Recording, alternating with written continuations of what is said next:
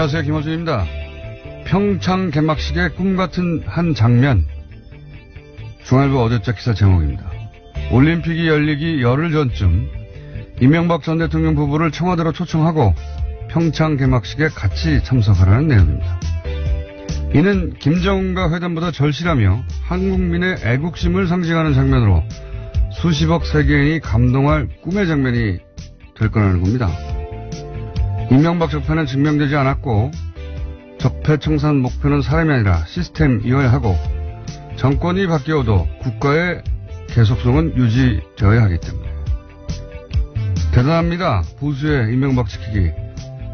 그 적폐는 충분히 증명되어 가는 중이고 청산에는 그런 시스템을 만든 이들의 책임도 포함되어야 하는 거죠. 이명박 전 대통령의 개막식 참석이 왜 한국인의 애국심을 상징한다는 건지, 그 장면을 보고 왜 수십억 세계인이 감동한다는 건지 도저히 이해할 수 없지만 그래야 국가의 계속성이 유지된다는 겁니다.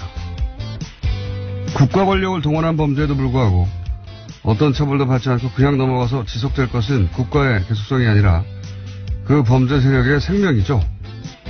이렇게까지 아무 말이나 막 쓸 수 있는 대범함을 기리는 차원에서 뉴스공장 명예의 전당에 이 칼럼을 영구 보존하기로 하겠습니다.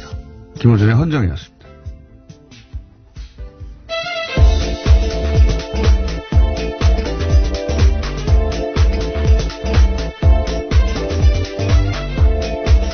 시사인의 김은지입니다.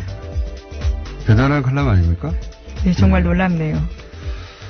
이명박 전 대통령 관련 수사를 그동안 정치보복이라고 했는데, 예. 그런 주장이 얼마나 식상한지, 예. 보여주는 압도적인 창의성이죠. 예. 지금까지 발표된 것만 군과 국정원이 아예 댓글을 달았다는 사실이고, 그에 대해서는 이명박 전 대통령이 사과한 적도 없습니다. 그런데 아직도 증명되지 않았다라는 식의 이야기를 한다는 것도 놀랍고요. 이런 압도적 창의성은, 이런 과감성은 저는 호연직이라고 불러야 된다고 봅니다. 예. 상상력 말하니까 생각나는 건데, 요즘 1987 영화가 화제가 돼가지고 탁 치니까 억하고 죽었다 하는 당시 경찰 발표. 네, 치안본부 발표였죠. 발표도 하던데, 이걸 패러디하는 것 중에 제가 본 것 중에 제일 재밌었던 것은 박근혜가 탁 치니 억 내놓는 국정원, 이게 있어요. 근데 이 패러디와 예, 쌍벽을, 특수활동비 관련된 이야기죠. 예, 그렇게 패러디한 건데 쌍벽을 이룰 정도로, 예. 보수의 상상력을 보여주마, 그런 뭐 표효와 같은 그런 칼럼 아니겠나. 이걸 패러디한 것도 있어요. 이 기사. 통성교도소의 꿈같은 장면. 김정은 핵폐기보다 절실한 국민 영원, 이런 똑같이 패러디한 것도 있는데, 기왕 이렇게 된 건 뉴스공장에 이제 청취자 여러분들이 그날 선정한, 이건 보관해둬야 된다 하는 오늘의 기사 저희한테 보여주시면 그중에 하나씩 선정해가지고 페이스북에 저희가 명예의 전당을 만들겠습니다. 그래서 매달 장원도 뽑고, 예, 연말에 왕중왕전하고. 이 기사는 읽자마자 이게 보관해야 되겠다, 따로. 그런 생각이 들었습니다. 자, 첫 번째 뉴스는요. 네, 정호영 전 BBK 특검팀이 밝혀낸 다스 비자금 전체 규모가 120억 원을 넘는다라는 뉴스인데요. 여러 검찰 관계자를 인용해서 오늘 아침 한겨레 신문이 보도했습니다. 정호영 특검팀은 지난 5일에 특검 수사 당시에는 120억 원 외에 다른 자금 발견된 사실이 없었다라고 밝힌 바 있는데요. 이와 배치되는 내용입니다. 그러니까 거짓 해명했다라고 의혹을 제기하고 있는데요. 특검팀은 2008년 당시 거액의 비자금을 밝히고도 규모와 용처 등을 공개하지 않은 채 수사를 종결했다라고 지적하고 있습니다. 이게 이제 동부지검에서 현재 2008년에 특검하고 종결된 사안을 다시 들여다보고 있는데, 이 동부지검 수사팀이 밝혀낸 게 아니라 그때 2008년 이미 밝혀진 내용이 당시 이미 120보다 훨씬 큰 금액이 나왔는데 그걸 덮었다는 걸 최근에 자료를 확인하다가 현재 수사팀이 알아낸 거죠. 예. 네, 그래서 검찰 관계자 말을 다양하게 인용하고 있는데 전체 규모는 120억 원보다 훨씬 컸다면서 이것은 추정이나 주장이 아니라 당시 수사 과정에서 나온 거다라고 강조하고 있습니다. 그러니까요. 이렇게 되면 정호영 특검이 또 최근에도 120억 이외는 없었다고 했기 때문에 뭐랄까요, 법적 책임을 져야 돼. 져야 되는 상황에 처할 것 같아요. 예. 어쨌든 지금 고발 당해 있는 상태입니다. 지금 이미 새로 수사를 한 것도 아닌데 2008년 수사에서 120억 넘게 나왔는데 덮었다. 예, 이런 정황이 이미 나오고 있습니다. 네. 동부지검이 결과를 좀 낼 것 같네요. 자, 다음 뉴스는요. 예, 또 검찰은 이 120억 원의 실체에 관련된 수상한 정황을 해외 매출해서 포착했다라고 MBC가 보도하고 있는데요. 이 돈은 17명의 이름을 빌려서 모두 43개 계좌에 분산돼서 보관돼 왔다라고 합니다.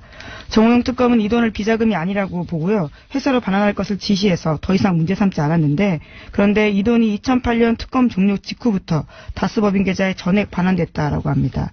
그래서 검찰이 이 돈의 행방을 쫓고 있다라고 합니다. 이게 이제 어제 저희 뉴스공장에서 다뤘는데 참여연대 김경률 회계사.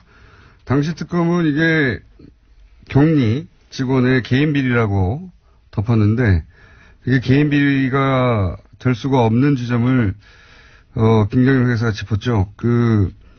이 돈은 장부에 등장을 하는데 행령 중에는 장부에 등장하지 않고 하는 행령과 장부에 등장하는 경우가 있는데 이 경우는 이제 외상값 매출 채권, 돌려받지 않을 목적의 외상값으로 처리해 둔 셈인데, 이런 경우에 이제 장부에 등장을 하잖아요. 그리고 그러면 외상값으로 기록되는 상대회사가 있지 않습니까? 그럼 상대회사의 경영진이 이 다스의 일개 격리와 이 금액에 대해서, 그럼 그렇게 처리하자고 합의를 해줘야 되기 때문에 개인이 행령할 수 있는 구조가 아니다. 이 방식으로는. 회계사가 보자마자 판단할 수 있을 정도로 이건 개인행령으로 볼 수 절대 없는 정황이라고 했는데 그때는 개인행령으로 처리하고 넘어갔습니다. 이제 네, 그냥 장부에서 사라진 채 끝내버린 거죠. 지금도 이 120억이 사라진 거죠, 현재. 왜냐하면 다스로 들어갔는데 상대 회사가 있잖아요. 상대 회사. 그 상대 회사에서는 돈이 줄었단 말이죠. 당연히 120억이 돌아간 걸로 했으니까. 근데 실제로는 안 왔어요. 그 회사에서 들어올 120억이 어딘가로 사라진 셈이죠. 예. 비자금으로 의심하고 있는 거죠, 지금. 예, 당연히. 자, 다음 뉴스는요? 예, 또 140억 원 관련된 뉴스도 있습니다. 서울중앙지검에서 지금 하고 있는데요. 140억은 BBK 140억을 김경준 씨로부터 스위스 계좌에서 받아낸 그 140억입니다. 이건 서울중앙지검에서 네, 수사하고 그렇죠. 있습니다. 여기서 또 핵심 인물이 김재수 전 LA 총영사입니다. 이 인사가요, 현재 행방이 묘연하다라고 채널A가 보도하고 있습니다.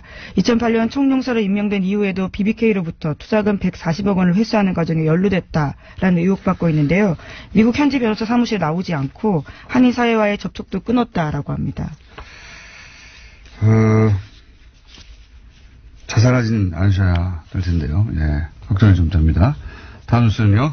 네, 오늘 오전 10시에 남북 고위급 회담이 시작됩니다. 남한 시간 기준으로 합의가 됐는데요. 북한 평양시로는 9시 30분입니다.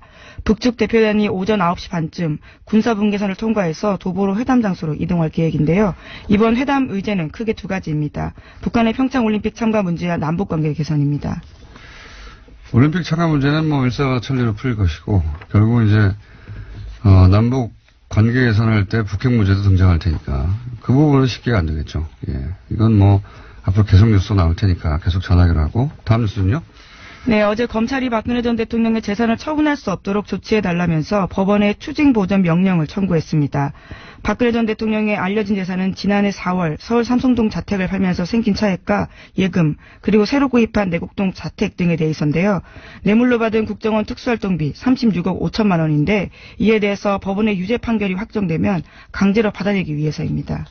이 돈을 약 40억 정도를 지금 유영하 변호사가 가지고 있다는 거잖아요. 팔아서 남긴 차액을. 예, 차액을 가지고 있다라는 거죠. 이건 이제 변호사비라고 주장하고 있는데 실제는 뭐 건들지도 않았고 아마도 박근혜 전 대통령 재산인데 예, 당시 이미 수감 중이었으니까 개인이 보관하던 돈이었겠죠. 박근혜 전 대통령의 돈을 유영하 변호사가. 이 돈이 이제 추징 대상이 된다는 거고요. 다 추징당해도 최순실 씨가 있잖아요. 예. 그쪽에 재산이 많지 않습니까? 그동안 잘 공유해왔는데. 자, 다음 뉴스는요? 네, 청와대가 일본 쪽에 전달한 출연금 10억 엔을 돌려주기로 확정했다라고 어제 JTBC가 보도했습니다. 사실상 한일 위안부 합의가 폐기되는 건데요. 오늘 강경화 외교장관이 위안부 합의 처리 방향을 발표하기로 했습니다. 여기에는 이런 내용이 포함될 것으로 보입니다. 이 10억 엔을 돌려준다는 게 지금 당장 받아라고 돌려주는 게 아니라 뭐 받을 리가 없잖아요, 그러면. 공탁처럼 어디다가 따로 두겠다, 예탁해 두겠다 이런 얘기겠죠. 네. 알겠습니다. 그런 뉴스가 있고 다음 뉴스는요. 네, 안철수 국민의당 대표의 바른정당과의 통합 행보에 적신호가 켜졌다라는 보도가 나오고 있습니다. 유승민 바른정당 대표가 국민의당과의 통합에 유보적인 입장을 취하면서인데요. 유승민 대표가 어제 기자들과 만나서 국민의당과의 통합에 대해서 최종적으로 결심한 것은 아니다라고 밝혔습니다. 유 대표 입장에서는 안철수 대표가 이미 되돌아갈 수 있는 다리를 불태웠기 때문에 매우 안락하고 여유 있게 자신이 원하는 바를 요구하는 거죠. 정강정책, 햇빛정책을 포함시킬 수 없다든가, 호남 중진은 배제하라든가, 이런 요구사항이 있잖아요. 이거를, 배짱을 튕기는 거고, 안철수 대표는 이제 더욱 몸이 달 수밖에 없죠. 이미 불태워버렸기 때문에 다리를. 그래서 이제, 이런 요구사항을 결국은 들어줄 수밖에 없게 될 것이다. 왜냐면 이제, 이렇게, 이 시점에 합당에 실패하면, 안철수 대표의 정치 생명은 거의 마감되는 게 아닌가 이런 상황이기 때문에 훨씬 사이즈도 작고 그리고 바른정당 형편이 굉장히 어려운데도 불구하고 탈당하는 사람이 계속 나오고 있고. 네, 오늘 남경필 경기도지사와 김세현 의원이 탈당할 것으로 보입니다. 배짱을 튕기는 거죠. 정치권에서 이런 바보 같은 협상력은 참 유례없이 처음 봅니다. 자, 다음 뉴스는요. 네, 어제도 박근혜 전 대통령의 박근혜 없는 재판이 진행됐습니다. 여기에 조원동 전 청와대 경제수석이 증인으로 나왔는데요. 박근혜 전 대통령에게 CJ 이미경 부회장 퇴진을 요구하는 취지의 지시를 받고 이를 CJ 쪽에다가 VIP 뜻이라고 전달했다고 법정에서 증언했습니다. 그러자 박근혜 전 대통령으로부터 왜 그렇게 일을 처리했냐라는 질책도 받았다라고 주장했습니다. 요거는 벌써 거의 1년 가까이 된 뉴스의 후속이네요. 네. 당시 이제 박근혜 전 대통령이 CJ 그룹 회장은 단체장에서 물러나고 부회장은 경영에 손을 떼라 이런 요구를 했다. 이런 보도가 있었고. 네, 송경식 CJ 회장이 대한상공회의소 회장이었는데 거기서 물러나라라는 겁니다. 그리고 이제 이미경 부회장은 경영에 손 떼라 이거죠. 원래 보수가 항상 얘기하는 게 이제 자유시장 경제 체제 이렇게 얘기하는데 원래 보수가 이제 자유 시장을 얘기할 때는 부자들이 자기들 마음대로 하게 달라는 거죠. 그런 자유화 시장인데. 그런데 이 박근혜 정부 사고방식은, 거기에도 미치지 못해요. 왕이나 할 수 있는 거죠. 사기업의 오너한테 손떼 이런 얘기를 할 수 있다고 하는 발상도 황당한데 그게 실행됐다는 거 아닙니까? 네, 구체적인 말을 보면 더 놀라운데요. 이렇게 이야기합니다. 회장님 너무 늦으면 저희가 진짜 난리가 납니다. 지금도 이미 늦었을지도 모릅니다. 수사까지 안 갔으면 좋겠다는 생각입니다. 라고요. 협박한 거죠. 반도라고. 더욱 황당한 건 이걸 지시한 실질적인 주체가 최순실 씨 아니겠는가. 이게 작년 4월쯤에 이미 나왔거든요. 법정에서. 최순실이 CJ 이미경 부회장을 향해서 만든 영화가 좌파 성향이라 XX 같은 년이라는. 아니, 그 마지막 말도 X 하셔야 될 것 같은데요. 차은택 씨가 진술한 법정 문서에 나온 얘기예요. 제가 한 말이 아니라. 법정에 공개된 진술입니다, 이게.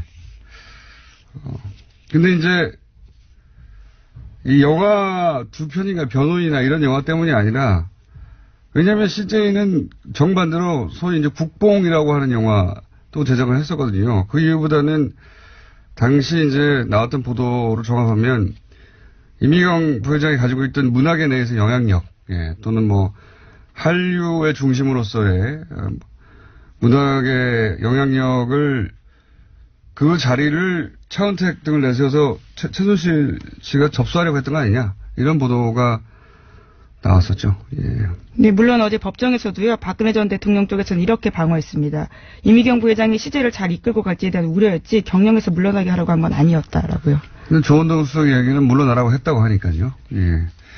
하여튼 1년 전 이야기인데 다시 그 당사자가 나와서 법정에서 증언을 했고, 사실 1년 전쯤에 법정 진술 차은택 씨 진술서에 공개된 바에 따르면 구치세군 정황이 또 나왔긴 했었죠. 그게 이제 1년 후에 이제 다시 당사자 증언으로 보도가 된 거고요. 오늘 여기까지 해야 될 것 같습니다. 오늘 좀 미니가 하나 있어가지고. 시사인의 김은지였습니다. 감사합니다. 네. 바로 이어서 최남수 신임 YTN 사장이 노사 합의를 파기했다 하는 논란에 지금 휩싸였습니다.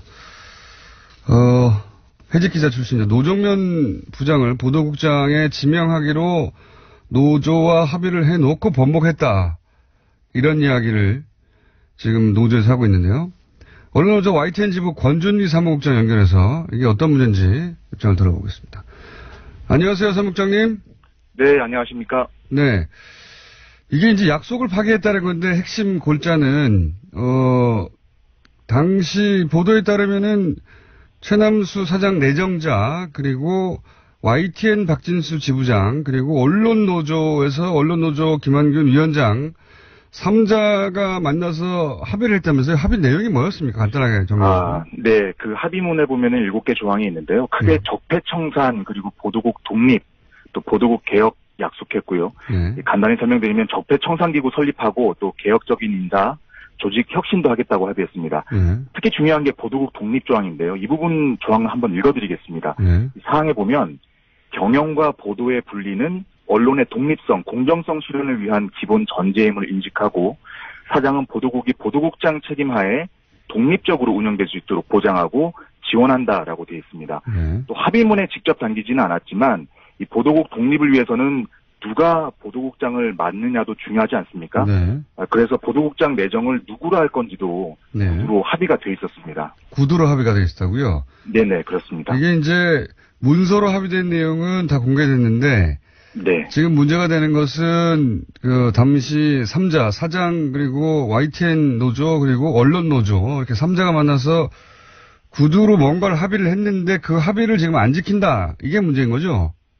그렇습니다. 좀 더 구체적으로는 그 보도국장 내정자에 대해서 말을 바꾼 건데요. 당초에는 1월 3일까지 노종면 기자를 보도국장으로 내정하겠다고 했다가 지금 와서는 내가 언제 그랬나 이렇게 발뺌을 하고 있는 겁니다. 일단 저희가 어제 사장, 최남수 신임 사장이 직접 기자회견을 했기 때문에 그 대목을 잠깐 들어보겠습니다. 긍정적으로 해석될 수 있는 여지를 준 것은 인정합니다. 하지만 확정적 입장을 밝힌 것은 아니며 추후 알려주겠다고 약속한 것입니다.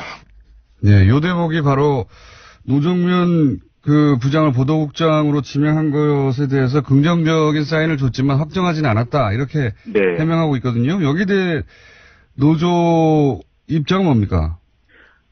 굉장히 절망적입니다, 사실. 이 언론노조가 이때 당시 협상을 중재를 했었거든요. 그러니까 그 YTN 지부와 최남수 사장 둘만 있었던 게 아닙니다. 중재자가 있었다는 건 이 협상에 대해서 가운데 지점에서 과연 누구 말이 앞으로 틀릴 건지 또 합의가 제대로 되는지 이걸 지켜보겠다는 거 아니겠습니까? 그리고 그 당시에 협상이 있었던 게 12월 24일이었는데요. 그 협상이 얼마나 엄중한 협상이었냐면요. 최남수 씨가 그 주총을 앞두고 사장이 되느냐 마느냐를 결정한 아주 엄중한 협상이었습니다. 그런데 거기서 긍정적으로 해석될 여지를 준 건 사실이다. 이 부분은 한번 다 같이 들어보시는 게 좋을 것 같은데요. 저희가 당시 협상장에서 녹음한 게 있습니다. 미리 설명드릴 건 이 녹취 파일은 저희가 몰래 한 게 아니고요. 최남수 사장이 애초에 협상을 시작할 때 녹음을 해도 되겠냐 이렇게 물어왔고 그래서 그 이후로도 계속 녹음을 해왔습니다. 그래서 구도 합의라고 했던 그 구도 합의라는 부분에 대해서 여러분들이 이제 과연 왜 구도 합의를 했냐 얘기를 많이 하시는데 녹취 파일이 있다는 건 사실 그 당시에 말을 뒤집을 걸 우려해서 녹취를 했던 거거든요. 그래서 구도 합의가 한번 직접 들어보시고. 알겠습니다. 일단 먼저 들어보겠습니다. 보도국장은 내가 해직자를 하면 이렇게 생각을 하는데 26일 날 제가 제안을 할까요? 취임을 전제로 해서 공식 제안. 예, 그걸 할게요. 그러면 제가 그 다음 주 3일 날. 예, 그렇게 해요. 26일을 제안을 할게요. 그 문제는 지금 여기서 클리어된 거예요. 이게 이제 현장 상황이라 네네, 누가 무슨 말을 하는지 잘 안 들리는데 어쨌든 그때 그러면 그렇게 하기로 하죠. 그리고 그럼 이 상황 클리어된 겁니까? 네, 클리어된 겁니다. 클리어된 거라고 하는 게 노정면 부장의 보도국장 인선에 관해서 구두로 그럼 클리어된 건가요? 라고 하는 재확인하는 내용입니까? 맨 앞부분에 뭐라고 하냐면 이 보도국장은 해직자 중에 한 분 아마 생각하시면 알 거고요. 그리고 노동조합에서 보도국장 내정 요청을 12월 26일 날 하면 1월 3일에 그런 답을 하겠다라고 얘기를 합니다. 그러면 이 협상장에서 뭐라고 게다가 이 녹취뿐만 아니라 최남수 사장과 당시 김한균 언론노조위원장이 둘 사이에 그 전에 다 따로 다시 한번 얘기를 합니다. 보도국장 문제 중요하니까 이렇게 하자라고 합의를 했고요. 그렇기 때문에 더더욱 이 지금 최남수 사장이 내가 언제 합의를 했냐, 긍정적인 답변으로 들릴 수 있는 건 사실이지만 확정적인 답을 하지 않았다는 건 지금 이 협상 상대인 언론노조와 저희 YTN 지부를 농락하는 겁니다. 그렇군요. 그러니까 노정면 보도국장 이슈로 이미 이야기를 했고, 그리고 이 녹취된 상황에서도 그러면은 그 노정면 지금 이제 해고된 분이라고 표현한 것이 바로 이제 노정면 보도국장 예정자 혹은 뭐 노동면 부장을 의미하는 거군요. 해고된 예, 해고된 사람을 그러면 언제 하면 언제 하기로 하고, 그러니까 노조가 요청하면 1월 3일까지 결정하기로 하고, 그리고 그러면 이제 이 문제는 클리어된 거죠 하니까 예 하고 답변한 거라는 거죠. 맞습니다. 아하, 이해했습니다. 그런데 이제 지금 그 약속을 지키지 않는다고 노조에서는 최남수 신임 YTN 사장의 출근을 저지하기 시작한 거죠, 지금 상황이. 네, 어제부터 저희가 그 출근 저지에 들어갔고요. 오늘 이틀째 출근 저지를 하고 있습니다, 지금 현재.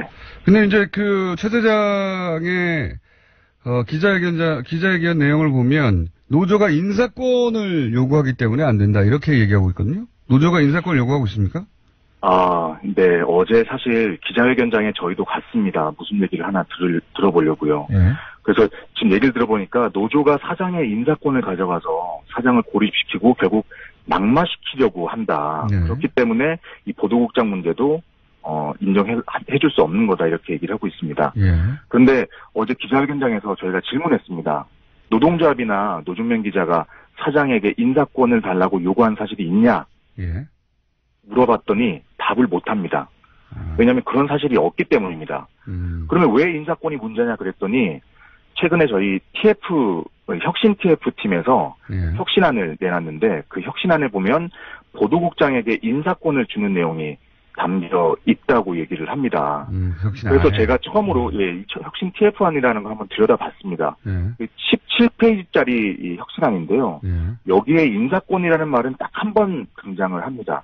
근데 이 인사권이라는 말도 어떻게 등장하냐면 보도국장이 앞으로는 그 내부문의 그 에디터들과 같이 긴밀한 협력을 해야 되기 때문에 보도국장이 내정된 뒤에는 이 4명의 에디터들을 러닝메이트로 삼아서 같이 출마하는 방식으로 인사권을 담보해달라, 뭐 아니면 존중해달라라는 식의 표현이 나옵니다. 근데 이게 전반적인 보도국 인사를 다 내놓으라는 얘기가 아니고요. 게다가 뒤에 부팀장 관련해서는 이 부분까지 부팀장까지 라인업을 짜기에는 시간이 모자라기 때문에 혁신안에 담지 않는다고 되어 있습니다. 근데 지금 최남수 사장은 마치 노동조합과 게다가 이 TF팀이라는 거는 회사 조직이거든요. 회사에서 만든 조직인데 회사에 제안하는 이 TF안에 대해서 마치 노조가 인사권을 요구하고 노종면 기자가 인사권을 마치 내놓으라는 것처럼 무슨 얘기인지 알겠습니다. 이런 식으로 지금 호도를 하고 있는 겁니다. 자, 무슨 상황인지는 이해했습니다. 이해했는데 지금 그러면 해법은 뭡니까? 노조가 요구하는 거는 지금 현재 어떤 선입니까? 노정면 부장의 보도국장 임명 약속을 지키라. 일단 여기 선입니까?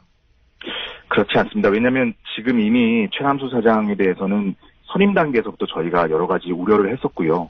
지금 이번 합의 파기로 우려가 현실이 됐습니다. 지금 상황은 최남수 사장이 적폐청산이나 보도국 독립을 할 의지가 없다라는 게 증명이 된 거고요.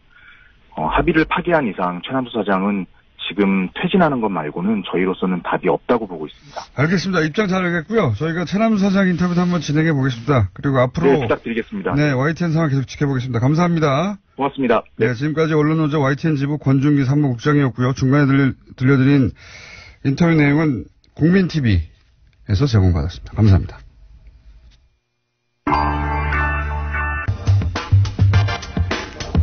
UAE 이 문제 굉장히 어지럽게 진행되어 왔는데 거의 이야기가 마무리되는 것 같습니다. 칼둔 아부다비 행정청장이 어제 방한했기 때문이기도 하고, 그리고 또 한편으로는 김종대 의원이 제기했던 군사협력 논란도 거의 실체가 드러나면서 이제 UA 건은 끝이 나고 있는 것 같습니다. 오늘 그래서 이 UA 건을 일관해서 한번 정리해 보겠습니다. 누구랑 하느냐? 김종대 의원과 함께합니다. 스튜디오에 직접 나오셨습니다. 안녕하십니까? 네, 안녕하세요. 이 마무리 될 때서야 나오시려고 그동안 바쁘다 하시는군요. 네. 실제 바빴고. 딴 데는 잘 나가시더면. 아니, 이제 이쪽으로 자주 나올 테니까 너무 서운해하지 마시고. 바쁘다고 하시면서 딴 데는 인터뷰를 엄청 많이 해요. 근데 저희하고는 안 하시고. 여기는 이제 본무대고 그쪽은 이제 예비 무대. 그러니까 제가 잘 대비하려고 준비했습니다. 다른 데서 굉장히 섭섭해할 것 같은데. 상관없습니다. 상관없습니다 말을 제가 해야 하는데 본인이 섭외 안 됩니다. 그쪽에서 그럼 이제. 괜찮습니다. 무대를 일로 옮기시려고 해. 예. 자, 우리 공장장님하고. 네. 자, 아니 저희 그래서 김종대 의원님 그거 오랜 인연이 있는데 이렇게 또 의원님 되시더니 딴 데 가가지고 안 나오신다고 제가. 아니 본 마음을 모르십니다. 진짜 아니라니까. 근데 오늘 새벽에 나온 중앙일보의 단독 보도로 사실은 거의 일단락 돼버린 거죠, 그죠? 종결된 거죠 이제. 최종적인 확인이 이루어졌다. 그러니까 저는.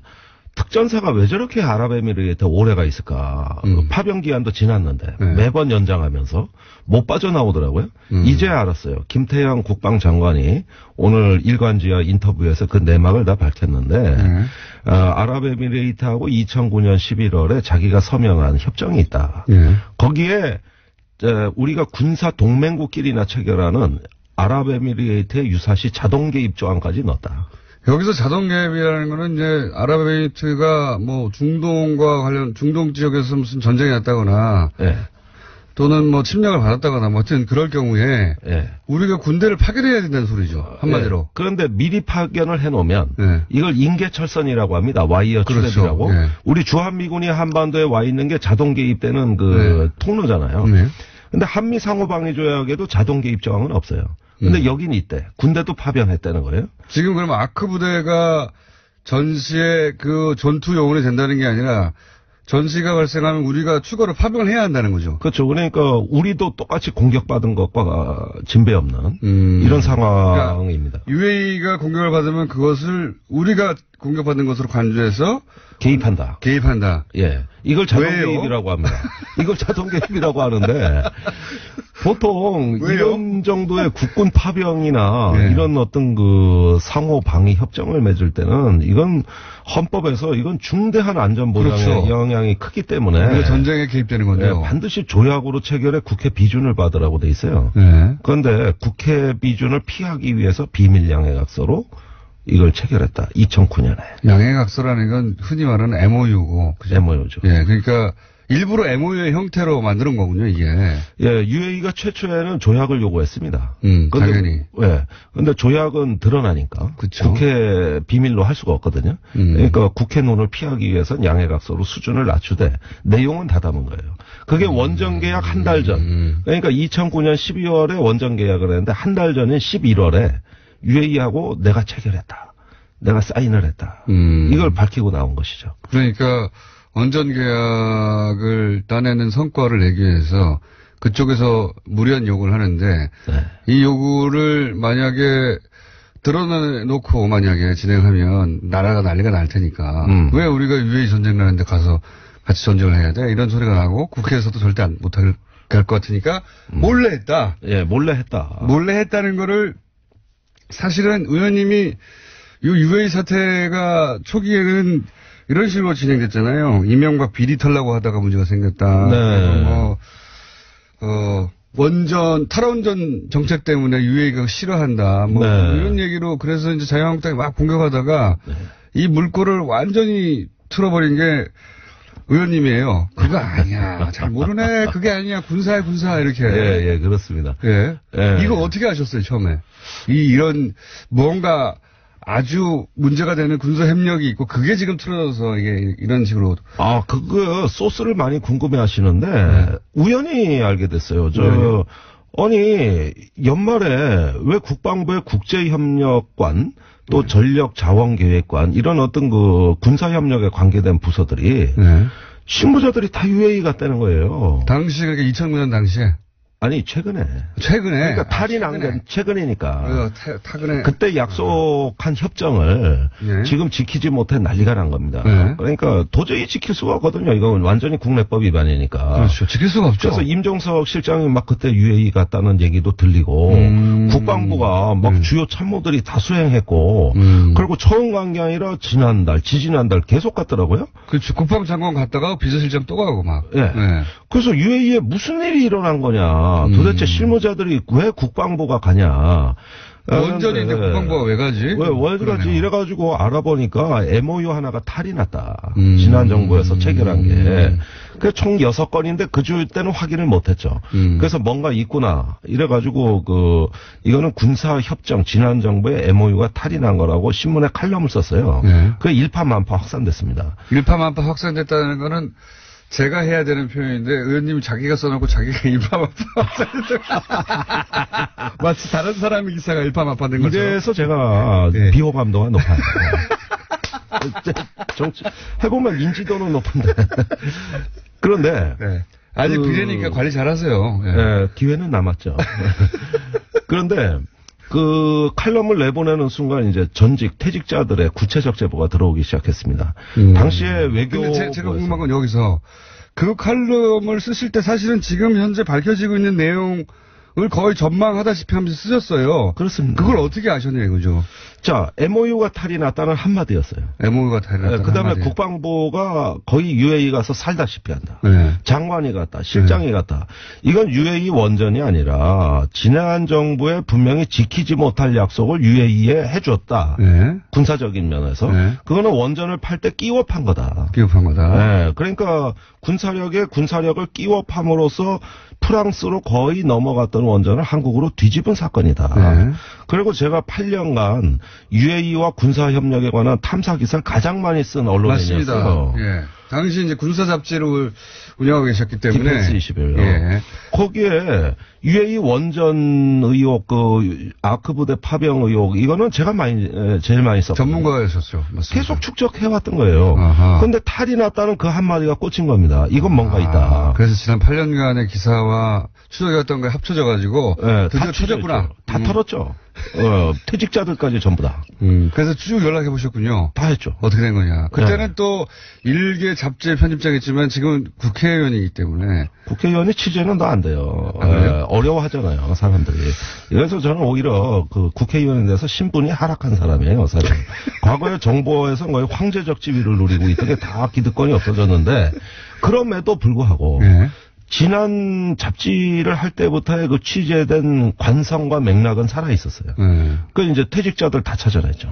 그리고 특히 외교부 증언은 아주 충격적이었어요. 외교부 증언도 따로 들으신 게 있습니까? 네, 국방부 걔들은 미쳤다. 그때 당시 협정을 김태형 장관이 체결했는데 네. 그 사인된 거를 영문으로 체결한 거를 국문으로 번역한 게 외교부예요.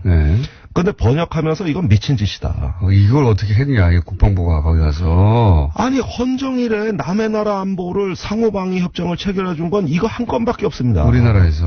네. 당연하죠. 우리나라가 다른 나라 전쟁 났는데 왜 개입을 합니까? 나 미쳐, 진짜. 미쳐. 아니, 아랍에미레이트 나라하고 국민들 몰래 형제국이 됐더라고. 국민들 몰래? 네. 원전 때문에. 그리고 군사적인 건 모든 걸 다 보장해 준다는 거예요. 국군 파병. UAE군 교육훈련. 그 다음에 군수 물자 장비 지원. 그 다음에 방위산업 군사기술 그 지원. 그러니까 사실 UAE에 거의 군대를 세워주는 거네요. 군대를 거의 만들어주는. 그러니까요. 네. 장비도 주고 훈련도 시키고. 네. 그래서 나중에 전쟁 나면 우리가 같이 가서 싸워주기도 하고. 네, 자동기. 진짜 형제국이 몰래 돼 있었네요. 그러니까 그걸 아무도 몰랐어. 우리는 형제였는데. 아무것도 몰랐어요. 형제였어. 네. 그러니까 이게 비밀 군사 조약을 맺은 거거든요, 사실. 그렇네요. 군사 동맹입니다. 그런데 김태형 장관은 오늘 조간에서 뭐라고 증언했냐면은 아니 그렇게 해줘도 별거 아니라고 생각했다. 왜요? 아랍에미레이트가 큰 전쟁이 안 나는 나라다. 그런데 지금 예멘 내전에 개입해가지고 난리 났어요. 2015년부터 예멘 반군이 그렇죠. UAE의 원전에다 우리 미사일 발사해버리겠다. 이렇게 예. 협박하고 있어요. 예멘이 바로 옆 나라거든요, 지금. 예. 예. 무슨 분쟁이 없어 지금 난리인데. 그래서 그러면 혹시 UAE가 아니 여기 분쟁 나서 우리가 지금 굉장히 위험한 상황인데 당신들 지금 군사적 지원 왜 안 하냐 이런 요구를 혹시 한 겁니다. 뒤로 한 거군요. 뒤로. 예, 한 거예요. 그러니까 여기 했다는 거는 이제 추정이시죠? 아닙니다. 여기서 이제 국방부 관계자들이 예. 부인을 못하고 제 주장을 반박해봐라 하고 제가 다그치잖아요. 그런데 부인을 못한 게 뭐냐면 지난 정부에도 이명박 정부에서 5건, 네. 박근혜 정부에서 1건, 6건의 양해각서를 체결했는데 이거를 추가로. 이거 하나 했으면 됐지 왜 또 추가로 6건 합니까? 그러니까 후속 조치입니다.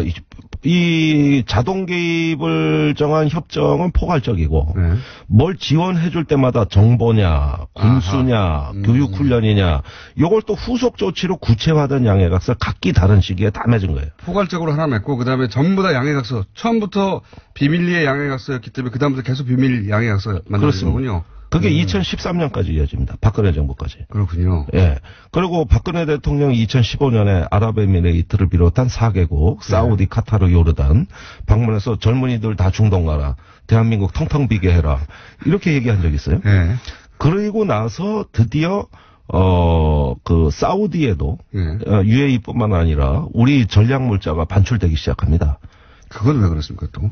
그러니까 사우디 UAE가 그때 예멘 내전에 개입하니까 파병을 했거든요. 당연히 탄약이 급해지죠. 그러니까 우리 전쟁비 축물자, 전쟁이 나면은 초기에 써먹으려고 누구도 못 건드리는 탄약이에요. 이건 전쟁 초기에 우리가 써야 될 탄약이 귀한 탄약이 있습니다. 그 GPS 유도 폭탄이라고 사흘치밖에 없어요. 30일치 갖고 있어야 되는데 물량이 없어 사흘치밖에 없었는데 이걸 빼돌려서 그래요? 사우디에다가 반출을 해버립니다. 그 전량 180억 원어치를. 그래요? 예. 네. 그러니까 지금 이게 UAE하고만 의혹이 아니라 중동 4개국이 다 의혹이에요. 사우디에 우리 전략 물자를 반출했다. 이것도 국민들 몰래죠. 이것도 역시 이 소위 양해각서 때문에 발생한 의문입니까? 이건 이제 사우디하고는 별도겠죠. UAE하고는 다른 것이. 그러니까 몇 개국하고 무슨 양해각서를 체결했는지 아무도 몰라죠. 요거는 지금 말씀하신 거는 박근혜 정부 시절에 사국이 그러니까 중동 4개국 갔다 온 이후에 발생한 일이라는 거죠? 발생한 일입니다. 그다음에 UAE가 요구하는 그 탄약 및 물자 여러 가지 지원에 대해 가지고 박근혜 정부 후반기에 대해서 예멘 내전이 격화된 2017년까지 2015년에서 2017년까지 우리가 약속한 군수 지원을 다 못 해준 겁니다. 할 수가 없었겠죠. 할 수가 없어요. 무한정인데. 그러다가 송영무 국방장관이 지난 11월에 이건 도저히 국내법을 위반한 그렇죠. 양해각서이기 때문에 새로운 정부 입장에서는 이건 도저히 받아들일 수 없는 양해각서이기 때문에 일부 문제되는 조항을 수정하자고 UAE를 쫓아간 거예요. 아, 그렇구나. 근데 UAE가 이제 자존심이 상한 거죠. 원전 따갈 때는 뭐든 다 퍼줄 것처럼 얘기하고 형제국이 돼 있고 왕정 국가라서 계속 이어지는데 여기는 계속 바뀌는 사람마다 와서 다른 얘기를 하니까 그렇습니다. 열받았겠죠. 그래서 결국은 국교 단절을 하겠다고 통보가 온 거예요. 그래 거구나 일이. 그러면서 GS, SK 우리가 그 자원 외교하는 석유 산업하는 그 국내 굴지의 대기업을 끊어버리겠다. 거래를 이렇게 하니까. 임종석 비서실장 입장에서는 적폐청산 차원에서는 이 양해각서의 진상을 규명해야 되는데 걸려있는 국내 기업의 이익이 너무 크다. 이래서 수습하는 방향으로 거꾸로 선회한 겁니다. 이게. 이해가 갔습니다. 이게 결국은 김종대 의원이 되시기 전에 오랫동안 운영해왔던 그 국방 잡지 디펜스 21이었던가요? 아무도 안 보는. 그래서 결국 망했어요. 디펜스 21을 운영하면서 요 관련 의혹을 계속 제기해왔는데 그때 쌓아둔 게 한 방에 다 터진 거군요, 지금. 그렇습니다. 그게 탈이 난 거예요, 전부. 아니, 제 말은 그때 쌓아둔 김종대 의원의 어떤 지식이 이 기회에 한 번에 터지면서. 한 번에 터지죠. 정부도 해결 못한 것을 의원님 혼자 지금 다 해결한 거 아닙니까? 아니, 이렇게 된 거라고 쫙 풀어서. 자유한국당이 청와대 앞에 가서 시위를 하면서 진상규명하려는 거예요. 네. 그러는데 이게 진상이다. 제가 밝혀준 겁니다. 이게 진상이다. 자유한국당이 요즘 국정조사 하자는 얘기 없어져 버렸어요. 없어져 버렸어요. 그러니까 이번엔 또 밝혔다고 또 난리예요. 밝혔다고 어디서 그 정보? 밝혀달라 그래서 어디서 얻었냐 그래서 정보를. 아니 외교부 국방부 퇴직자들 다 만났다. 그래서 아니 공부해서 밝혔는데 그 노회찬 대표 말대로라면은 공부 안 한 학생이 시험 문제 유출됐다고 난리치더라는 거예요. 그러더니 또 자유한국당이 이렇게 밝혀드리니까 말을 또 바꾸는 겁니다. 이제는 국정조사 하자는 말을 안 해요. 국정조사 하자는 얘기 안 하고 국회 운영위를 열어가지고 예. 임종석 실장한테 얘기를 들어보자. 그러니까 원래 조사하자가 하다가 갔다 온 사람 말 좀 들어보자 이렇게 바뀌었어요. 예. 바뀌었습니다. 결국은 오늘 보수 언론이라든가 자유한국당은 UAE하고 수습 잘하자 이런 논조예요. 아니 누가 의혹을 제기했는데 거기서 의혹 제기를 안 했으면 저도 안 밝혔어요. 하도 제가 답답해서 밝힌 거예요. 그러니까 큰 도움을 준 거죠. 그럼요. 거기서 이런 묻혀있던 이거 정말 정부 차원에서 말 못할 내용이거든요. 당연하지 않습니까? 네. 정부 차원은 다른 국가와 맺었던 협정에 물론 이전 정부지만 협정에 관한 내용이고 당사자 국가가 있기 때문에 네. 임종석 실장은 절대 입으로 말을 못했을 거예요. 못하죠. 네. 사우디의 UAE의 왕세제 또 거기 고위 관료들의 체면을 봐준 겁니다. 그분들 체면 상대가 있으니까. 근데 제가 한 가지 추가적으로 의문 사항이 있습니다. 이명박 전 대통령의 그 시점에 바레인에 갔습니다. 네. 그렇죠? 네. 그리고 공교롭게도 바레인에 다녀온 직후 이명박 전 대통령이 두바이 들렸다 갔다는 얘기도 있긴 한데 제가 직접 확인한 건 아닙니다. 저 들은 얘기라. 근데 그 사이에 무슨 일이 있었는지 혹시 아십니까? 거기 이미 또 정보력이 좋으시니까. 예, 바레인 갈 때 UAE에 탈이 났다는 거는 알고 간 거예요. 알고 갔는데. 예, 그리고 근데 갔다가 돌아온 그 시점에 크게 불 걸렸거든요. 예. 그렇죠. 가서 뭔가 MB는 다 알고 있었어요. 본인이 체결한 거니까요. 네, 본인이 체결한 거고 듣고 있었죠. 이건 MB 측근 중에서도 극소수만 알고 있었던 정보고 자유한국당에도 알리지 않았던 거거든요. 자유한국당은 몰라서 삽질한 거고. 네. 그런데 죄송합니다. 방송용어로 적절치 않은 건데. 네. 포크레인 정도로 하죠. 예. 포크레인으로 하겠습니다. 예. 그런데 김성태 원내대표는 이런 사실을 모르고 계속 엉뚱한 문제 제기를 했던 거 아닙니까? 원전 리베이트 의혹 파헤치다가 그랬다. 그런데 이명박 전 대통령 입장에서는 당시 국방부하고 해서 비밀리에 체결한 양해각서고 정부 내에서도 몇 사람 모른다. 그러니까 자기 입으로 밝히기는 어려웠어요. 그런데 언론의 의혹 제기에 이런 말을 합니다. 원전 이면 계약은 없었다. 이면 계약은 없었다고 했죠. 예. 실제. 아니 제가 미쳐버린 게 그 대목인데 물론 원전의 계약서는 사업자끼리 체결하는 거기 때문에 군사적인 사항이 있을 리가 없죠. 그렇죠. 우리 한수원 또 아랍에미레이트에 사업자가 있을 거 아닙니까? 그래서는 또 모르겠죠. 한수원은 당연히. 예. 해당 사항이 아니니까 자기들. 모르니까 계약서에는 없는 겁니다. 이면 계약은 당연히 존재하지 않아요. 그러나 별도의 정부 간의 이면 합의가 존재하는 겁니다. 그렇다면 이면 합의가 존재하는데 말을 이면 계약은 없다. 문자적으로는 맞는 얘기죠. 이렇게 해서 국민들을 여전히 기만하고 빠져나가는 걸 보고 이건 아닌데 전직 대통령이 저렇게 거짓말하면 안 되는데. 이게 이제 국민들이 사용하는 언어 감각으로 보자면 이면 계약인 거죠 이게 사실. 그렇죠. 넓은 의미에는 이면 계약이죠. UAE 주고 이걸로 뒤에서 계약한 거 아니냐. 이걸 뭐 공식적으로 양해각서라고 부르든 뭐라 부르든 그건 엄밀하게 형식을 따진 거고 내용적으로 보자면 이면 계약을 한 거죠. 맞습니다. 네. 거짓말 한 거죠, 그러니까. 그래서 여전히 지금도 그거를 사실 거짓말을 하면서 본인의 위신을 세우고 자원외교 또 원전 수출 이거를 치적으로 본인의 어떤 거 남아있는 그거밖엔 치적이 없잖아요, 사실은. 제가 궁금한 거는 이명박 전 대통령이 그렇게 중동 지역을 방문했을 때 UAE랑 혹은 그쪽 무슨 대화를 해서 이걸 불거지게 만들 뭔가 있었던 것 같지 않습니까? 혹시 아시는 바가 없으신가 해서. 저는 UAE는 이제 그 이명 계약에 대한 보호장치 이런 것들이 이제 가장 MB한테는 절박했고요. 그다음에 다른 나라도 의혹이 있다 그랬지 않습니까? 사우디가 제일 의혹인데 사실은 그런 나라들은 리베이트 없이는 거래가 안 됩니다. 리베이트. 이런 부분들은 다른 나라는 성격이 달라요. UAE는 사실은 리베이트는 아닌 것 같아요. 이런 이면 합의, 군사 비밀 양해각서 이런 것들이 문제였던 것이죠. 여기까지 하겠습니다. 김종대 의원이었습니다.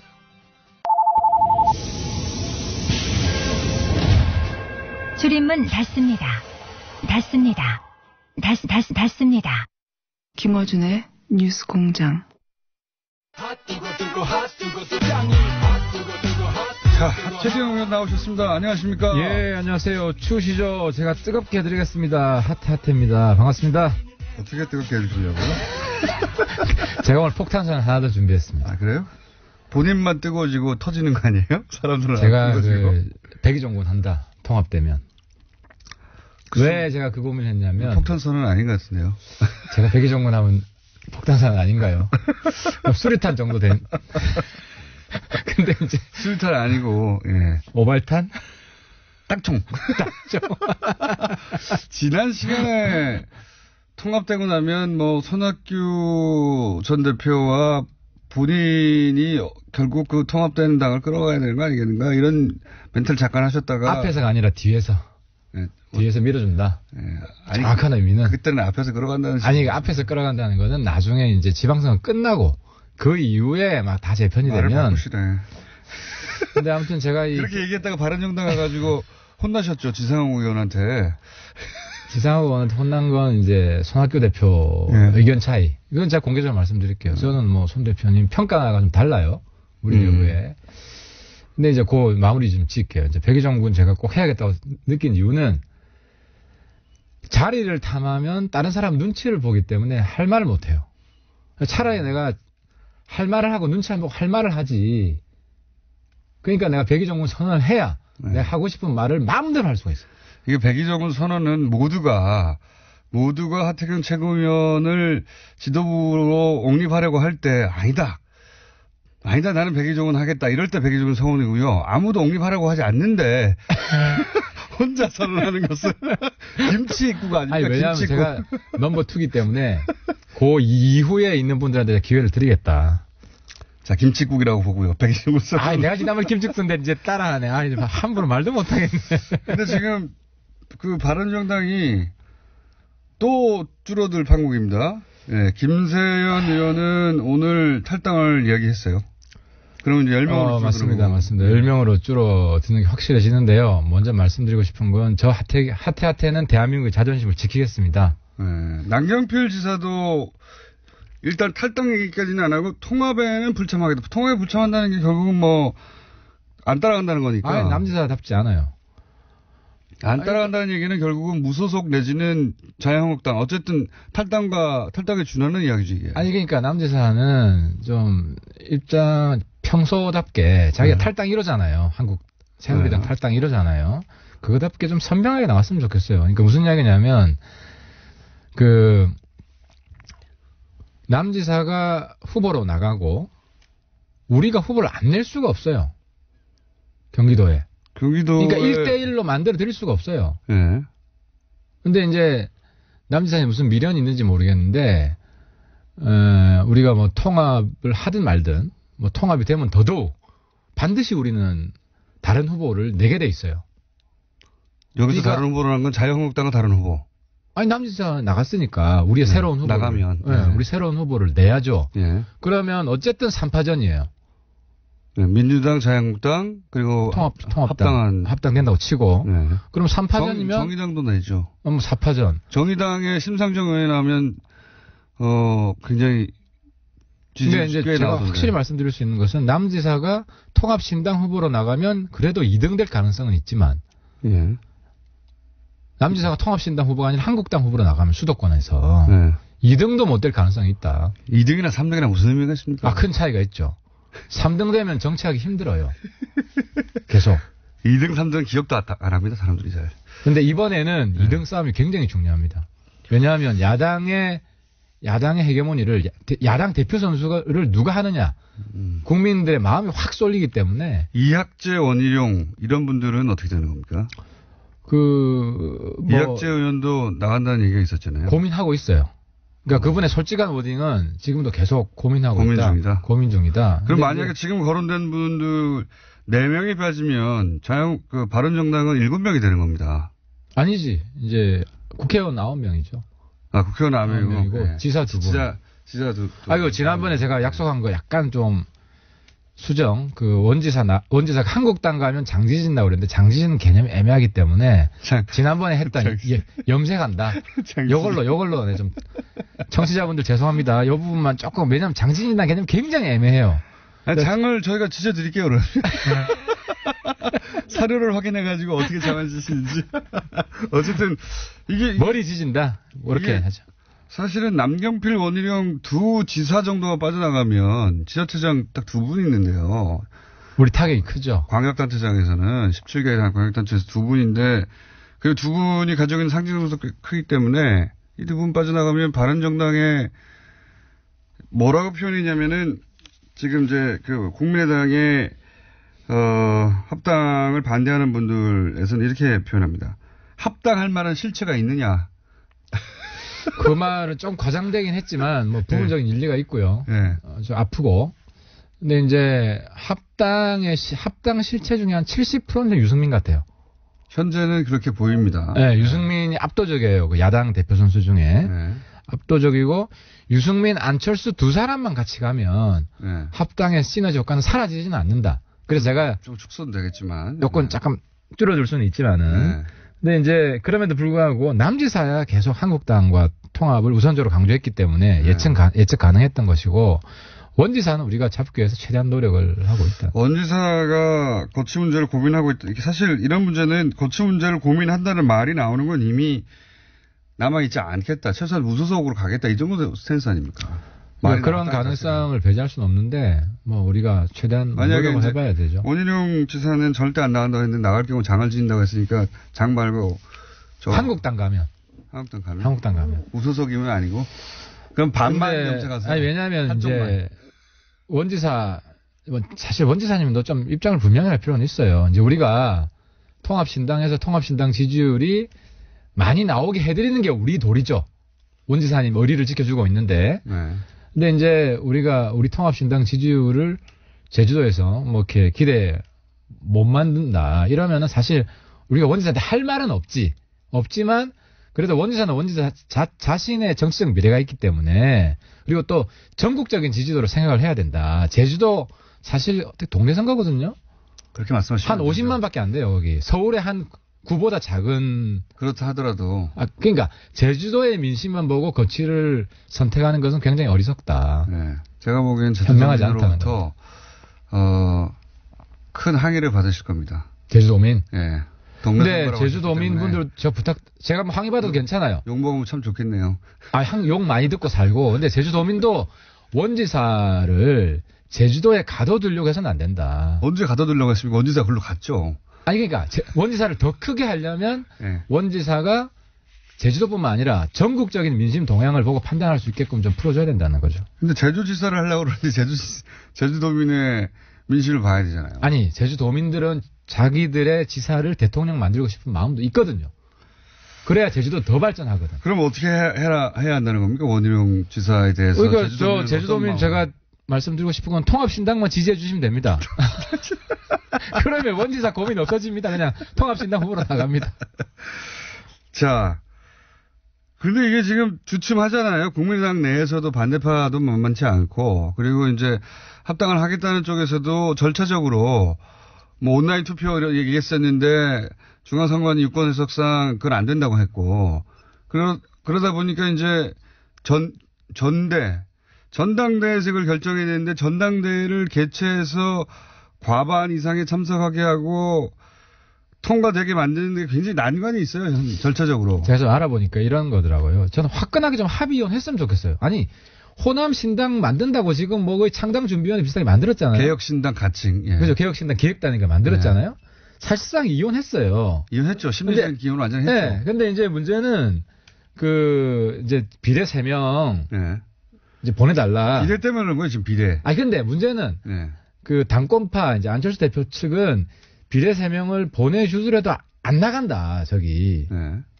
이렇게 생각해요. 왜냐하면. 내보내주면 되죠. 아니, 박지원 대표 측은 네.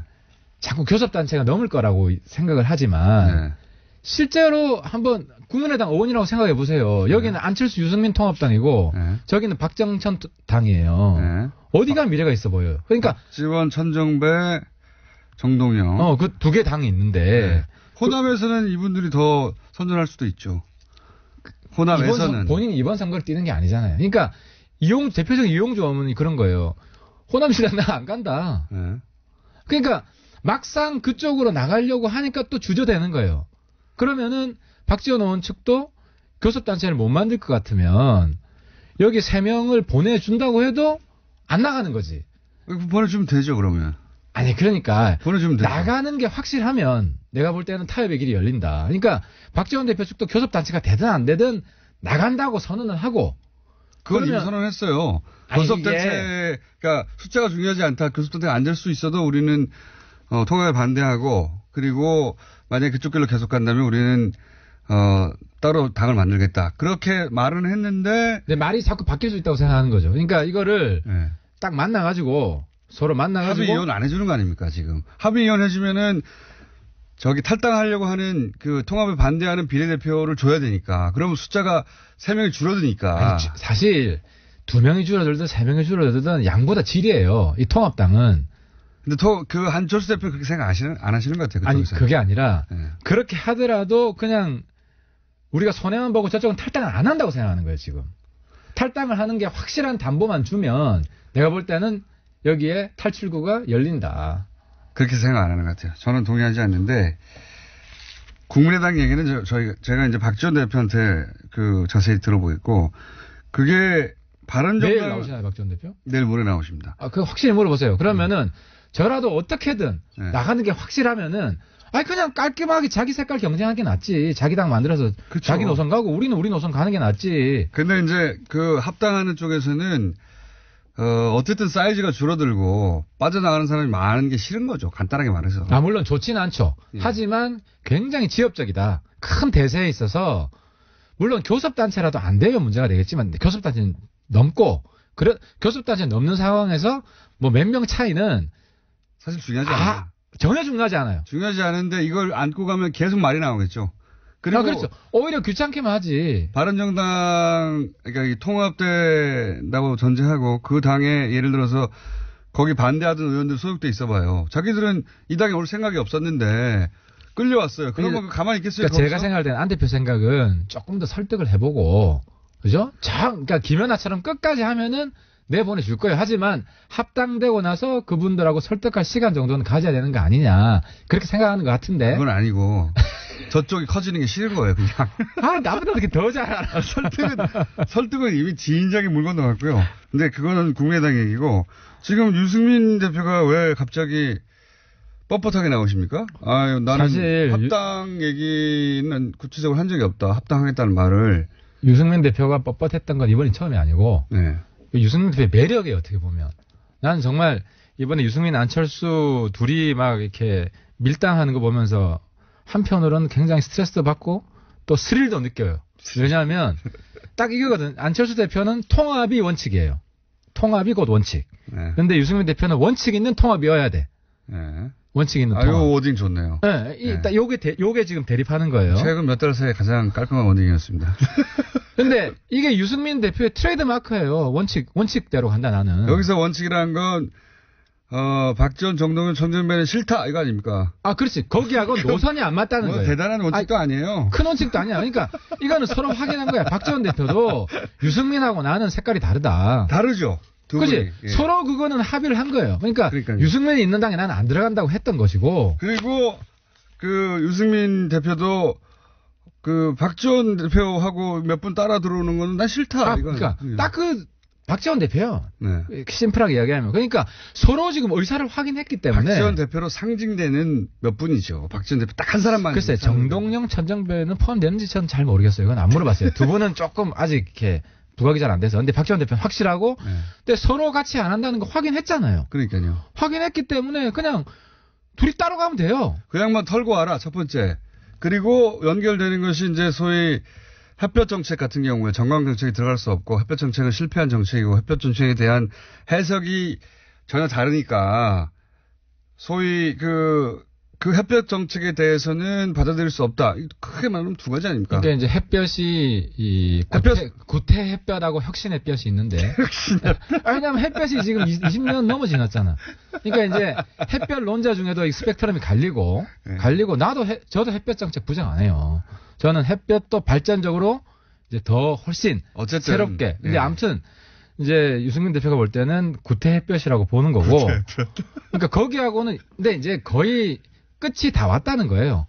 그러니까 요는 정강 정책에 햇볕 정책 얘기 계속 하지 말고 아니 보수 그러니까 유승민 대표는 우리는 보수 정당이라는 거 아니에요. 한마디로 말해서. 그러니까 유승민 대표하고 내가 토론을 했는데 네.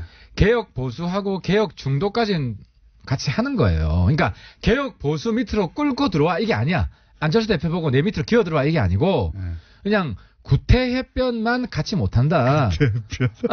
여기까지만 이제 이거예요. 이거 다른 거 하나도 없고. 근데 그건 좀 전에 제가 말씀드린 것처럼 서로 의사를 확인했기 때문에 거기서 이제 오해 이제 호남 분들 우리가 햇볕 부정하는 게 아니고요.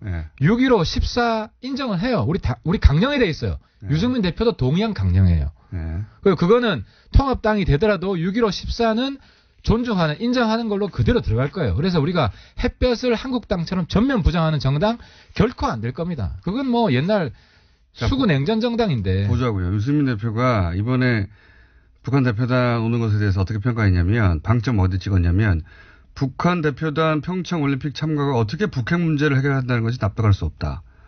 방점을 북핵을 해결해야 한다는데 올림픽 참가만으로 되겠는가. 북핵 문제를 해결하지 않는 올림픽 참가가 무슨 의미냐. 이렇게 방점을 북핵 문제에 찍으셨고. 예. 그러니까 유승민 대표가 그 말을 하니까 트럼프 대통령이 딱 화답을 했잖아요. 아니 평창 올림픽 이번에 오고 그 다음에는 북핵도 의제로 삼아서. 유승민 대표가 방점으로 찍는 것은. 아니 그러니까 유승민 대표 이야기나 내 이야기도 했는데 이낙연 총리 이야기나 사실 대동소이해요. 절대 더동소이 아니, 그 똑같아. 왜냐면은, 걱정된다. 말리지 마라. 이 정부 너무 순진한 거 아니냐. 그건 너무 좋게 해주시는 거고. 유승민 대표는 북핵이라는 근본적인 문제를 해결하지 않는 한 평창 올림픽 참가 같은 것은 그다지 중요하지 않다. 방점은 북핵 문제를 어떻게 해결할 건지를 그러니까 이야기하기 위한 나머지 수단들이지. 이렇게 설명하면 쉽겠다. 그런데 이제. 유승민하고 홍준표가 똑같냐, 그럼? 아니, 그러니까 유승민하고 홍준표가 차이는 홍준표 대표는 그래서 대화 체하라 필요 없다 이거고 평창 올림픽 뭐가 중요한데 이거고 유승민 대표는 핵 문제 해결해야 되지만 평창 올림픽도 해야지 이거 대화도 반대 안 한다는 입장이에요. 그게 지금 우리가 수구 보수랑 개혁 보수 차이인데 이제 유승민 대표는 문재인 대통령에 대해 사실 걱정을 많이 했죠. 많이 했는데 내가 문재인 대통령 칭찬해주고 싶은 게 트럼프 대통령 잘 구워 삶아가지고. 잘 구워 삶아가지고. 북한이 평창 오는 거에 대해서 트럼프랑 한마음이 됐잖아요. 한미가 오히려 합쳐지고 또 트럼프는 이번에 정말 큰 정치인이라는 거 보여준 게 김정은이 대화하기로 한 건 내가 압박한 결과다. 큰 정치인이 아니라.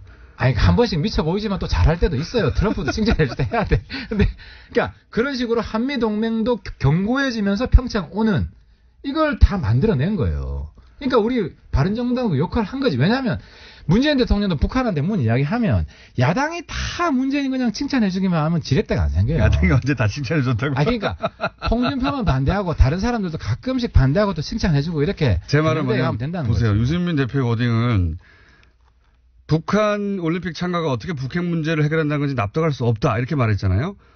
사실은 이 말은 북핵 문제는 여전히 해결할 과제지만 평창 올림픽 참가도 대단히 환영한다. 이렇게 말한 거하고 전혀 다른 겁니다. 전혀 다른 거예요, 접근이. 그거를 뭐 유승민 대표가 인공지능도 아니고 말 하나하나. 그러니까 이 포괄적인 뜻은 내가 맨날 회의를 한다니까 토론을 하고. 내가 그래서 평창 올림픽 오는 거를 반대하냐.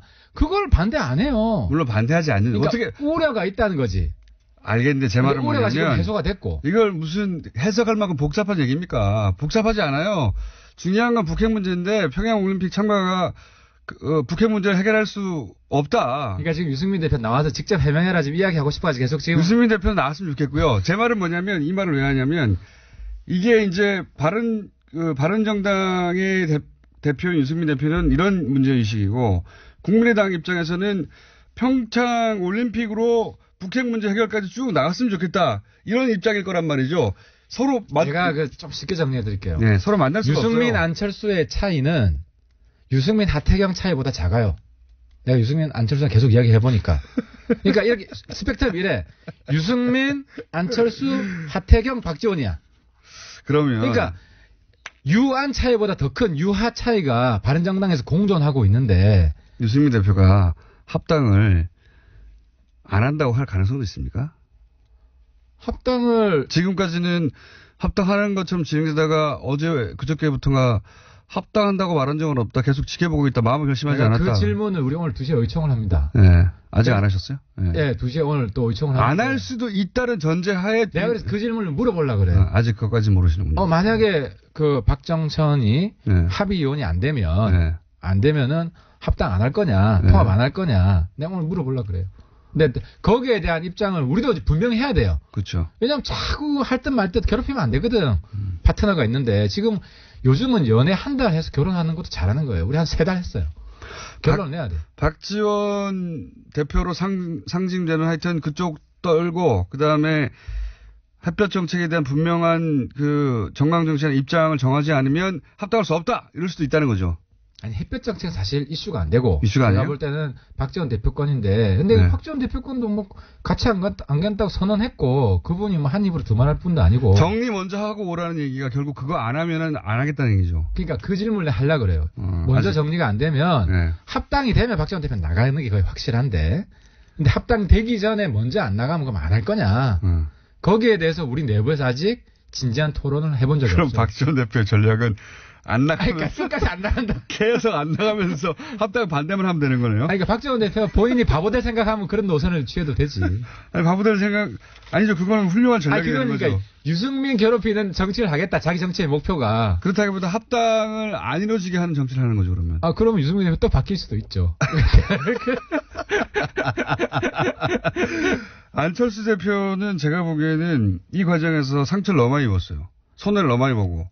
그 점도 있는데 상황 박지원이라는 거는 완전히 떨쳐버렸다. 이제는 상황 없다. 이런 얻은 것도 있어요. 그러니까 이런 것도 있고. 그래서 이거보다 이런 게 훨씬 많은 것 같습니다. 지금. 항상 안철수 대표도 조금 좋은 쪽으로 생각해 주세요. 너무. 지금 왜냐면은 다른 제3자가 보기엔 안철수 대표 지금 바닥이야. 더 내려갈 데도 없고 이제는 때려봐야 어째 안철수 대표 키워져요. 땅을 파고 있는 거였습니다. 지금. 왜냐하면 바른정당이 훨씬 작은데 주도권은 바른정당이 쥐고 있는 것처럼 보이거든요. 완전히. 근데 다른 한편으로 바른정당 우리 위원장들 안철수 대표 굉장히 인기 좋아요. 거기는 인기 좋겠죠. 지금 사람을 끌고 올라 그러니까 가만히 있는데. 그것뿐만 아니라 지난번에 이제 원외위원장들하고 간담회를 했는데 거의 정치구단이다. 왜 국당에서 그렇게 헤매냐. 정치구단. 저는 절대 동의할 수 없습니다. 그 점은. 근데 정말 잘했어요. 근데 이건 과장이 아니고 이렇게 감탄을 해가지고 안 대표 뭐 그런 면에서 얻은 점은 있죠. 지금 원희룡 혹은 이학재 의원 혹은 뭐 남경필 의원의 입장 표명은 언제쯤 나올 거라고 보십니까? 사실 남경필 의원은 불참하겠다는 입장 이미 밝혔어요 오늘. 밝혔고 뭐 김세현 의원도 어제 본인이 기자랑 통해서 거의 밝혔고 두 분은 거의 밝힌 것 같고. 이학재 원희룡 나왔습니다. 그거는 뭐 잘 모르겠습니다. 잘 모르겠고 우리 뭐 유승민 대표도 뭐 대표 값을 좀 하셔야 될 거 아니에요. 그러니까 이제 그분들하고 계속 소통을 하고 있고 그건 좀 지켜봐야 될 것 같습니다. 그 얘기할 때 목소리 작아지시네. 혹시 시간 다 됐는데 홍준표 대표 대구 간 것에 대해서 한마디 하시려고 하는 거죠? 그건 어제 했고요. 근데 더 지금 시간 관계가 김종대 의원 인터뷰를 들었는데 지금 그 경제적 이익을 대가로 위헌 조약을 체결한 게 됐어요. UAE 문제가. 그거 큰 문제네요. 근데 지금 국회가 위헌 조약을 체결했는데 국회가 그걸 묵인한다? 방해하기 이게 애매하고. 근데 그 위헌이라고 그거를 무효화시켜버리면 우리 국익이 엄청난 경제적 이익이 타격을 받고. 그래서 어떻게 풀어야 된다고 보십니까? 그러니까 이런 상황을 초래한 사람이 책임을 져야죠. 그거 이명박 전 대통령인데요? 아니, 요번 상황을 체결한 거는, 초래한 거는 일단 홍준표, 김성태 두 분이 여기에 대해서 자기 내볼 때는 직을 걸어야 된다고 봐요. 그리고 그거는 두 분이 이명박 대통령도 필요하면 입장 표명을 해야 되는데 입장 표명이 아니라 책임져야 된다면서요. 이거 책임질 방법이 없잖아. 지금 이명박 대통령은 뭐 다 은퇴한 분이니까. 근데 문제는 정부가 사실 정부가 난감해진 거예요. 정부 난감해졌죠. 왜냐하면 김종대 의원은 뭐 정부 공식 입장은 아니거든. 그러니까 정부가 공식 입장을 제가 볼 때 확인해 줄 수가 없어요. 확인해주면 우리 국회도 굉장히 힘들어져요. UAE라는 상대 국가가 있으니까 확인해 줄 수 없죠. 확인해 줄 수 없죠. 그러니까 지금은 그 청와대가 굉장히 신중해야 되고 뭐 이것 때문에 홧김에 다 맞다. 김종대 의원 이야기한 거 다 맞다. 청와대가 인정해서도 안 되고. 절대 안 하겠죠 그거야. 해서 안 돼요. 근데 이미 하지 마세요. 김태영 전 국방장관이 얘기했어요. 맞다고. 그분은 이제 다 공직에 있는 분이 아니기 때문에. 그래서 이 부분을 국익을 지키면서도 우리가 헌법 위반이 안 되게. 지금 헌법이 얼마나 중요합니까? 박근혜 대통령이 그것 때문에 탄핵이 됐는데 어쨌든 여기에 대한 묘수를 풀 수 있는 시간을 좀 벌어야 돼요. 우리 그래서 듣는 국민분들께서도 헌법과 국익이 충돌할 때가 있다. 이런 상황에서 우리 국민들이 도와주셔야 된다. 바른정당에서도 이 UAE 관련해서 국정조사 해야 된다고 얘기하지 않았습니까? 비공개 국정조사예요. 우리는. 하지만 지금 국정조사를 하는 건 할 필요가 없지. 다 내용 나왔는데 뭐. 내용이 나와버렸지 않습니까? 네, 다 나왔어요. 국정조사 이미 돼버렸어요. 그러니까 홍준표 대표뿐만 아니라 바른정당에서도 국정조사 하자고 막 문제 제기했잖아요. 그런 압박 때문에 나온 거지. 김종대 의원도 그런 분위기 아니었으면 자기가 열심히 했겠어요. 그러니까 그렇게 해서 나온 거고 어쨌든 우리 국민들이 나라 사랑하는 마음으로 지혜를 모아야 될 때다. 그거는 알아서 잘 할 텐데. 하여튼 그것만 확인해 봐주세요. 그러니까 예를 들어서 박지원 전 대표로 상징되는 그분들이 당을 나가지 않으면 미리 합당을 안 할 건지. 내가 볼 때는 미리 합당을 할 수밖에 없어요. 왜냐하면은 그러면 그런 말 하면 안 되죠. 안철수 유승민 대표가 정치인이니까 안철수 유승민 대표가 지금 공생공멸이에요. 함께 망하든지 함께 흥하는 같은 배를 탔어요. 합당 안 하면 유승민 대표도 망하죠. 같이 망하죠. 당이 너무 그걸 모를 정도로 연륜이 없는 정치인이 아니고 유승민 대표도. 그렇기 때문에 합당은 필연입니다. 합당은 필연인데 박지원 대표가 좀 모양 갖추고 정치를 할 거냐 아니면 합당한 데 들어와서 저 같은 사람한테 계속 밟히면 살 거냐 이 선택이 남아있는 거죠. 그러니까 이제 유승민 대표가 안 털면 합당 안 해 그러면은 그럼 박지원 대표가 계속 그럼 나 안 나가 안 나가 그러면 정치가 고민이 되는 거야. 다 망해. 그럼 다 망해. 그것만 확인해 봐주세요. 제가 보기엔 유승민 대표가 지금 그 논리적 모순에 빠져 있거든요. 그 말을 안 했으면 좋았을 텐데 함으로 해서 지금 이런 딜레마에 빠진 겁니다. 밖에서 보면 그렇게 돼 있죠. 그러니까 유승민 대표도 묘수를 지금 내놔야 돼요. 그렇죠. 말을 뒤집거나 해야 돼요.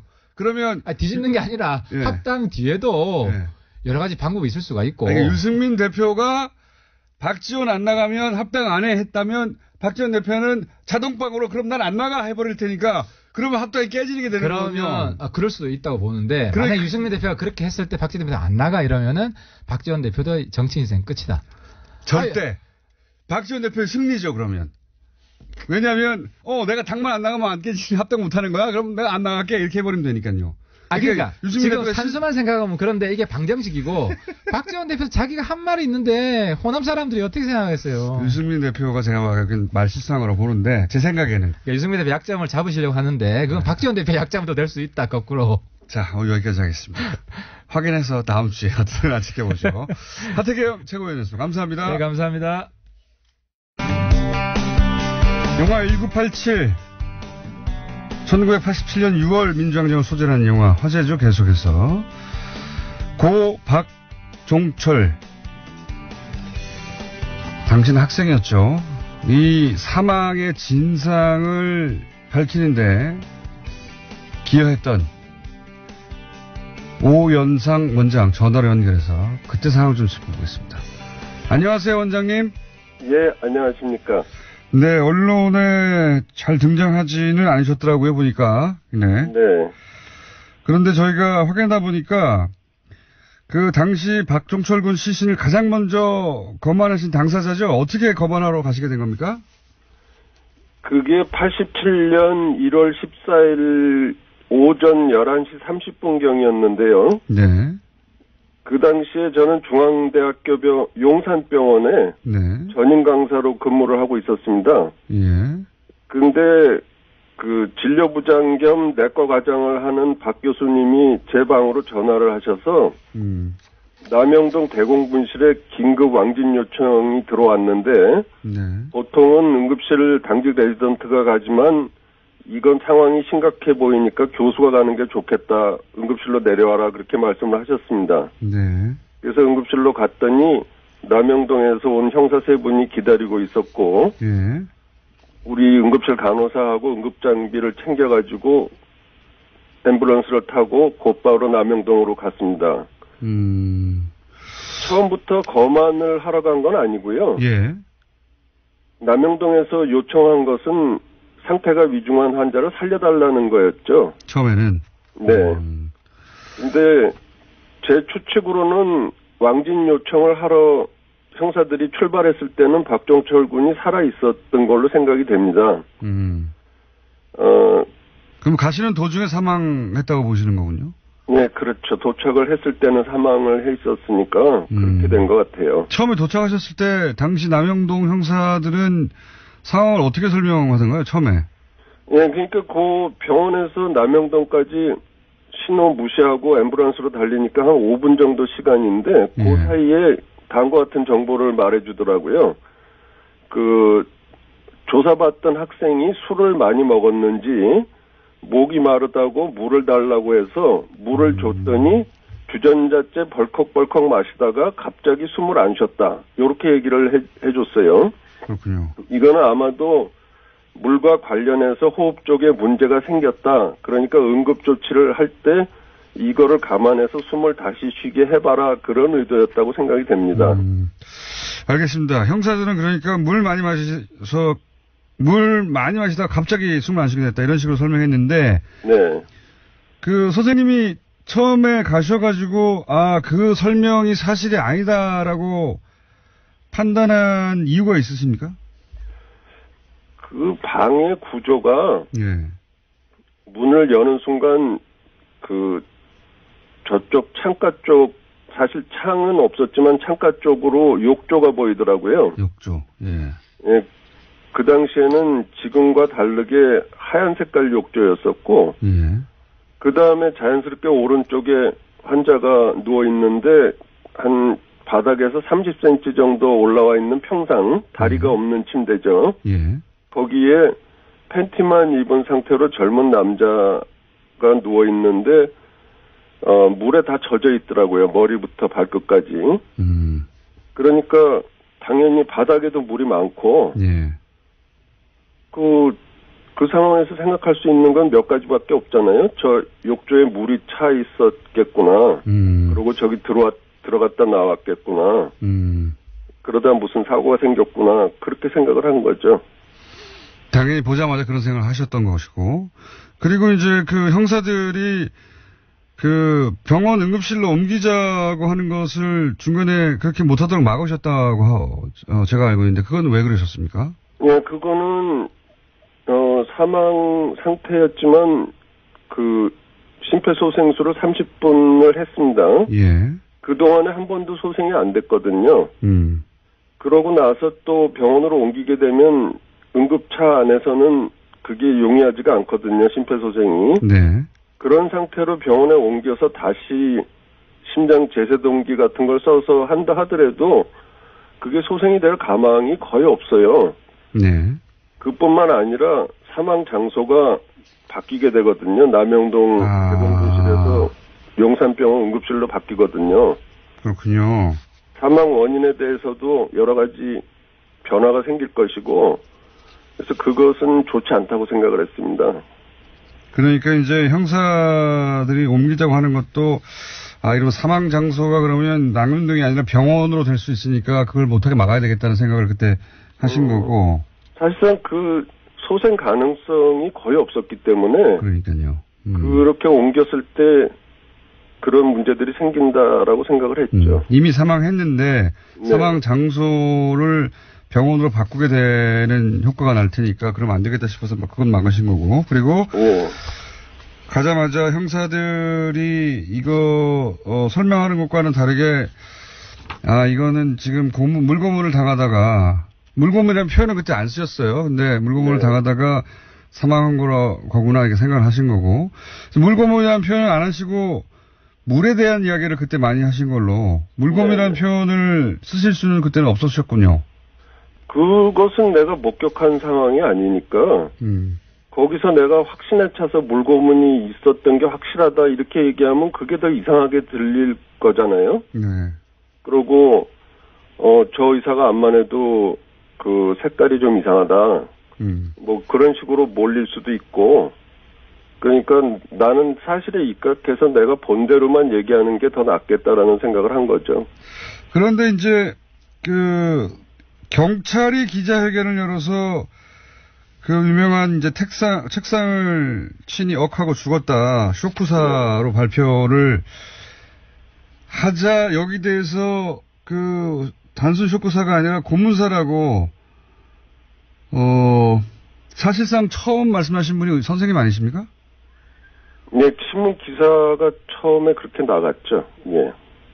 그러니까요. 그러니까 처음에는 물고문에 대한 얘기를 안 하다가 경찰이 쇼크사로 발표를 하자 최초의 거만이로서 그냥 있을 수 없으셨던 거죠.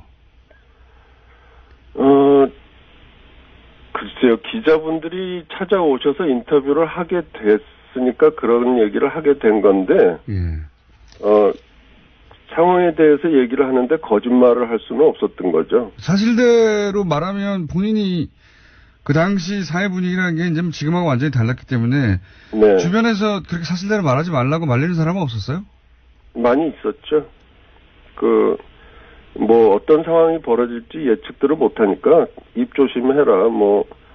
그냥 적당히 얼버무리는 게 좋겠다. 그런 얘기는 많이 들었습니다. 근데 왜 그냥 사실대로 말아버리셨습니까? 그거는 쇼크사 아닌 거를 내가 분명히 알고 있는데, 그거를 맞다고 얘기할 수는 없었죠. 그러고, 만약에 내가 그렇게 양심에 따라서 얘기를 안 하고 거짓말을 하면 평생 동안 내가 나를 괴롭힐 것 같았어요. 그것도 굉장히 위험한 일이라고 생각이 됐거든요.